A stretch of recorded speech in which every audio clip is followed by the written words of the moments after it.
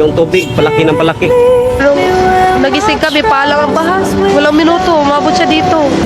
19 years kong OFW sa Israel. Tanan, puro.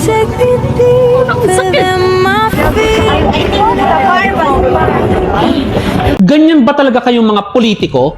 Grabe ang pinsalang iniwan ng bagyong Tino sa Cebu. Mga bahay wasak, lupa nawala ng geography, at 12-12 na buhay ang nawala. Pati mga aerial shots ng pagbuho ng mga barangay ay umiikot online. Una, puro illegal development at maling land use planning ang nagpapabida. Kung wala kayong tamang zoning at drainage, natural hazard ang magiging killer. Pangalawa, kulang ang investment sa flood control at early warning. Yung mga equipments and maintenance pinapabayaan. Tapos, totoong tao ang humahantong sa trauma.